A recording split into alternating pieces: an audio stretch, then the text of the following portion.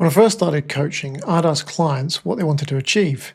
And I'd hear things like, I just want to get a bit fitter, feel a bit better, lose a bit of weight. And I'd tease them, asking if they could be more vague, because I wanted specific targets so I could design them the perfect program. But after 26 years of coaching, I understand why I get vague answers. And it's because people struggle to define what fitness means to them. And that can make it hard to stick with exercise. When people feel uncertain about exercise, they're often drawn to people that offer certainty. And I think this is why challenges like Get Shredded in 12 Weeks do so well. They remove uncertainty and offer a clear path and a clear outcome. Years ago, I worked around a personal training business in London that did just that. They helped clients lose weight fast and produce some impressive before and after photos. But I noticed that many struggled to stick with their training after the 12-week course was done.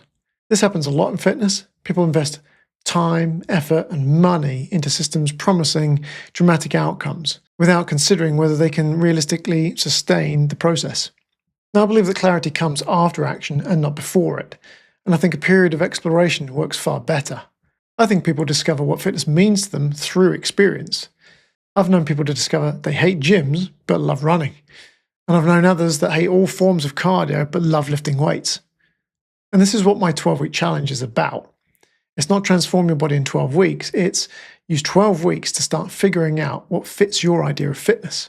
What kind of training feels manageable, what feels sustainable, what fits your life and schedule, what gives you energy rather than draining it. And for a lot of people, I think strength training is a very good place to start because it's practical and adaptable and easy to build around your life. You can do it at home, in short sessions, with minimal equipment, alongside family, work, and other hobbies and sports. And it tends to improve many things that people actually want, such as strength, energy, mobility, resilience, body composition, and confidence.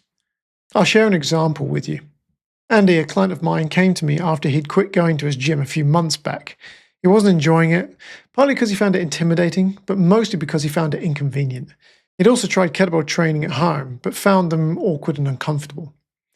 We talked about finding him a style of training that he'd feel comfortable with and confident with from the start. And through early conversations, we learned that dumbbells would suit him better.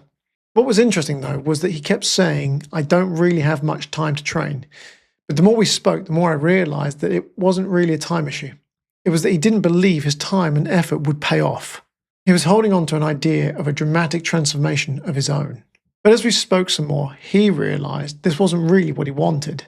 What he was really looking for was a sustainable way of training that would help him to build a stronger back and give him more energy so he could play with his 5-year-old son. So with his new dumbbells, we had him practice squats, overhead presses, rows, and get-ups. Nothing fancy, just a handful of movements that he felt confident with, could practice consistently, and see improvement with over time. Because this plan is simple and feels manageable, and he's been able to stick with it. His confidence has grown, and so we've been able to introduce a couple of new exercises. Not for variety's sake, but to develop other areas of his strength.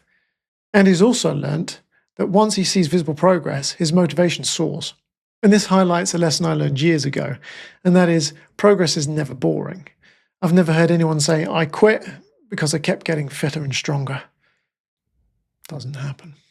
We stop doing something if it feels too extreme, too complicated, or we don't feel it'll help us get what we want.